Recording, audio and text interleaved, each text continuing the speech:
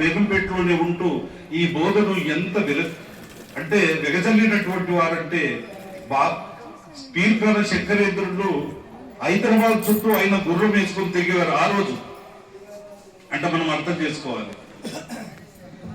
ఆయన ఏం చెప్తున్నాడంటే హైదరాబాద్ లో ఇసి నది, ముసి నది అదే ఏ ప్రవాహం ఉన్నాయో నదులు, అది జనన మరణం అనే ప్రభావం అలాంటిది నాయన అని చెప్పాడు.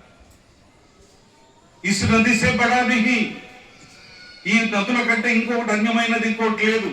అలాగే ఈ జననము మరణం అనే ఈ రెండు ప్రభావాలు మనము మానవ ఏదైతే సమూహం ఉందో అందులో ఈ రెండు చాలా ముఖ్యమైనటువంటి ప్రతి వారిలో ఉన్నది. ఇది జంతు దుర్మార్గ చీలు ఉండడం ప్రాప కుర్తుండడం ఇంకా ఏమందులో దేవా అంటాడు దండకం. అంటే మనం అందరం కూడా అహం రహిత సిద్ధాంతము అని చెప్పడం కాదు, ఆచరణయుక్తంగా ఉండాల్సిన అవసరం ఉందని చెప్పి తెలియజేసుకుంటున్నాను. మనము ఊరికే కోపం ఎందుకు రావాలి? మనకు కోపం రాకూడదు. ఇంద్రియాలను మనము ఈ శరీరంలో 96 ఇంద్రియాలు ఉన్నాయి.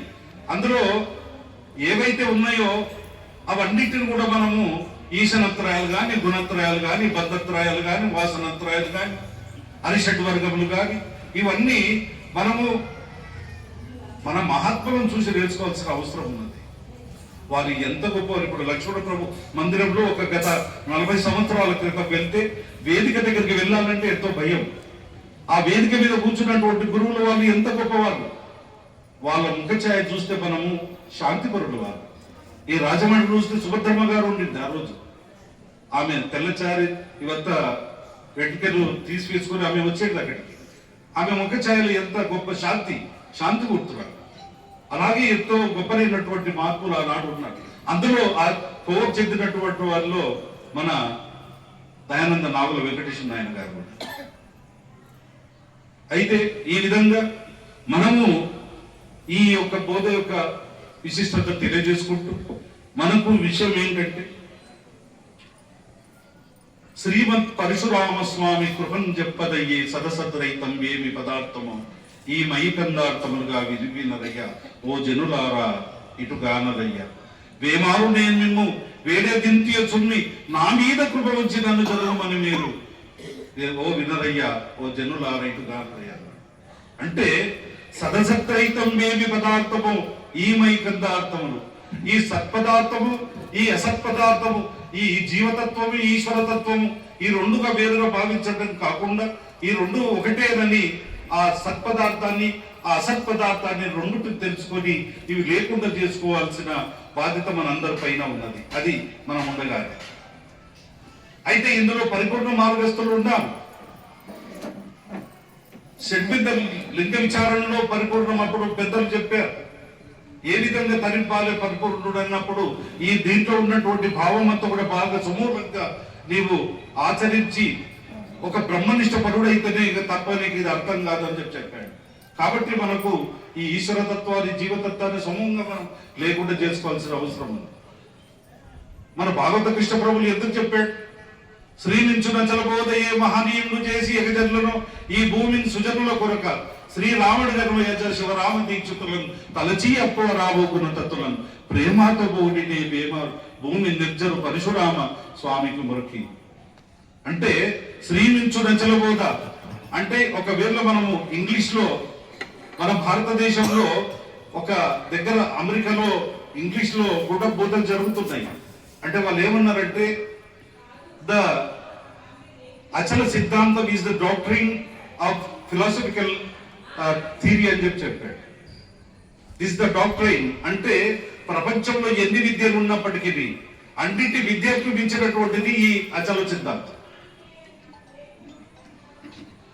Which behind the ever in the context of face, value, light, the god of money, అంటే ఏ విధంగా దేనికి పోల్చుకునే దానికి కూడా విలువ లేకున్నటువంటిది అచల సిద్ధాంతం.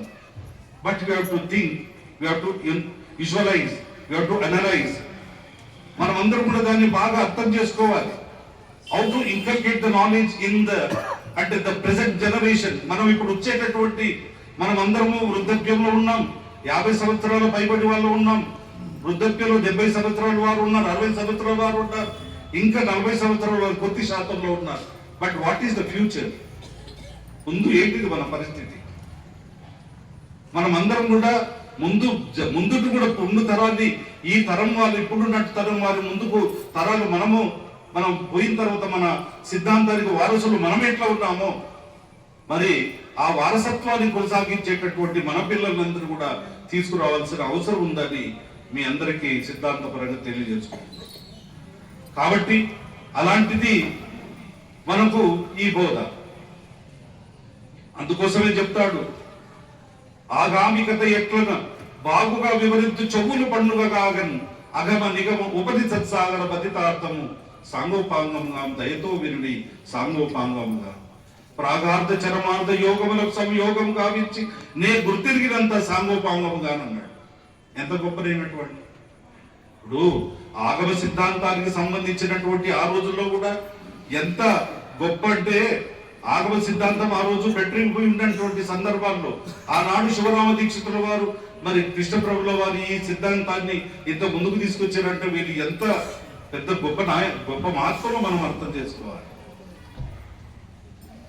ప్రాగార్థ చరమార్థ యోగములకు సంయోగం గావించి నే గుర్తెరిగినంత సాగోపాంగం అంటే గాని నే విచారములను ఎవరు చెప్పక వినలేదారయ్య, నీ నోట విన్నానయ్య గురుమూర్తి సారసనైన పురారి నీరజ బృందారక ముకులైనేరరు నిన్ను తెలియనయ్యా. హరిహర బ్రహ్మాదులకే తరంగాలే, నువ్వెత్తవాడు. కానీ మన సిద్ధాంతం గొప్పది. మన గురువులు ఎవరైతే ఉన్నారో, మన గురువులు సాంగోపాంగముగా సాంఖ్యమును, తారకమును, అమరస్కమును, మహావాక్యములను, వార్తిక బోధను ఇవన్నీ తెలియజేసి మనకు పరిపూర్ణ బోధ చక్కగా మనకు అర్థం చేసినటువంటి వారు మన గురుదేవుడు. మరి ఆ వచ్చినటువంటి వారు ఎలాంటి వారు అంటే, సాధన చతుశ్ర సంపత్తి ఎరిగినటువంటి వాడు, సాధన సంపత్తి ఎరిగినటువంటి వాడు, అనుబంధ చతుశ్ర సంపత్తి విషయము ఇవన్నీ కూడా బాగా దాన్ని ఆరోగ్యం చెందినటువంటి వారు ఈ సిద్ధాంతంలోకి వచ్చారు. కానీ మన ఆనందం ఏంటంటే, మనం అందరూ సంతోషపడాల్సింది ఏంటంటే, మనం అవన్నీ లేకుండానే డైరెక్ట్ గురువు గారికి భక్తి మార్గంలో ఒక సాత్విక తత్వంతో ఉన్నటువంటి వాళ్ళను మన గురుదేవులందరి దగ్గరికి తీసి ఈనాడు ఈ సిద్ధాంతంలో ఉన్న ఒక చక్కనటువంటి క్రమబద్ధకమైనటువంటి బోధను మనకు తెలియజేసి మనము మరి ఈ విధంగా మనం ముందుకు నడుస్తూ ఉన్నాం.